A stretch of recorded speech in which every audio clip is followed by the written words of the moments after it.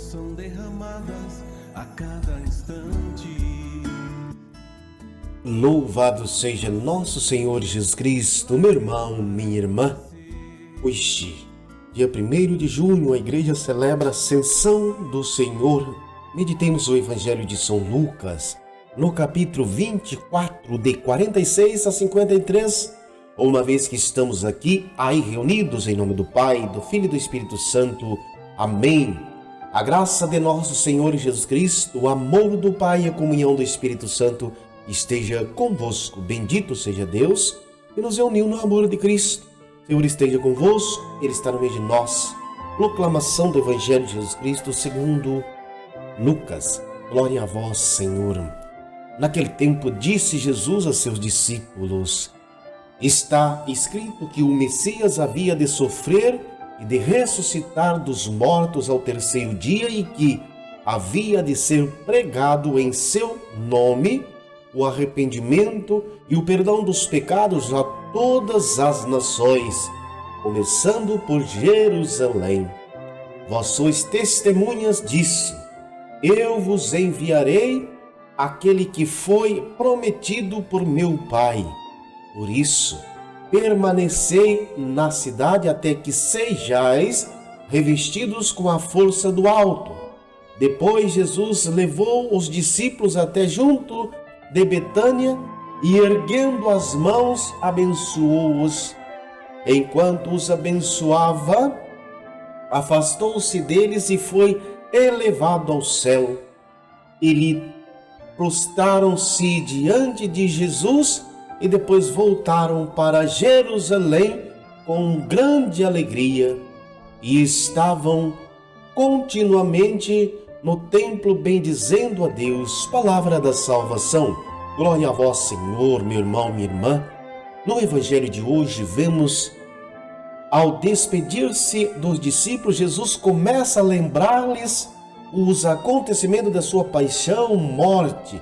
Se enquadravam no projeto de Deus anunciado nas Escrituras, na lei dos profetas, nos Salmos, os 3 grandes apartados da Bíblia hebraica. De modo que, de acordo com as Escrituras, o Messias havia de sofrer e de ressuscitar dos mortos ao terceiro dia. Na verdade, não existe texto na Bíblia hebraica que digam preto no branco que o Messias tinha que padecer, ser morto e ressuscitar ao terceiro dia.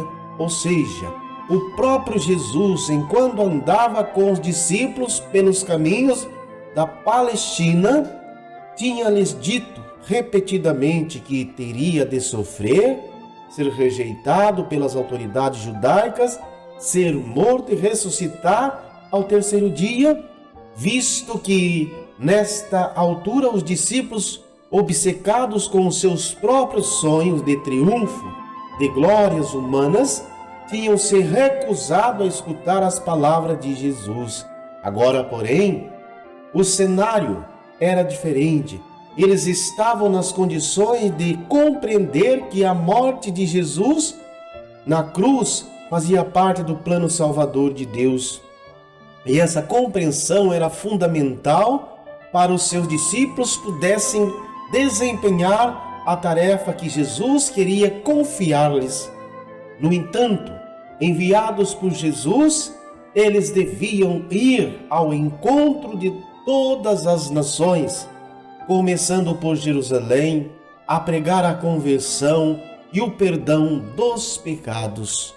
Deviam anunciar em nome de Jesus que Deus ama os homens e que convida a deixar o egoísmo, o orgulho, a autossuficiência, o pecado, e deviam proclamar por todo lado que Deus, pela cruz, concretizou o seu plano salvador em favor dos homens. Assim, o testemunho que os discípulos irão ser chamados a dar tem um alcance universal, não ficará confinado às fronteiras de Israel, mas deve estender-se a todos os povos, nações do mundo. Jesus sabe, no entanto, que os discípulos vão necessitar de ajuda para assumirem desta exigente missão. Por isso, Jesus promete aos discípulos uma ajuda especial.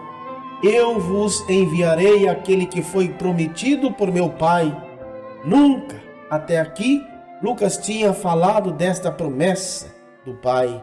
Explicitá-la contudo, no livro dos Atos Apóstolos, quando puser Jesus no cenário da sua ascensão aos céus, a dizer aos discípulos que seriam batizados no Espírito Santo, Atos 1:5, e que iriam receber uma força do Espírito Santo para serem testemunha do próprio Jesus por toda a Judéia, Samaria, até os confins do mundo. Aquele que conduzirá e animará os discípulos de Jesus na sua marcha pela história.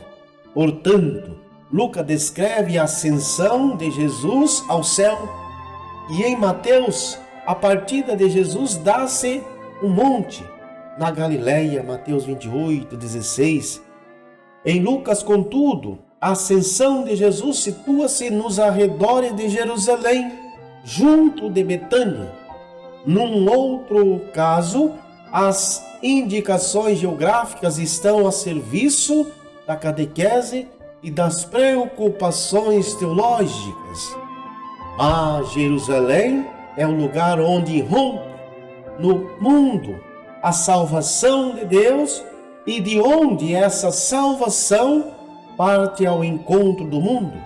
Antes de ser levado ao céu, Jesus os abençoou, os discípulos.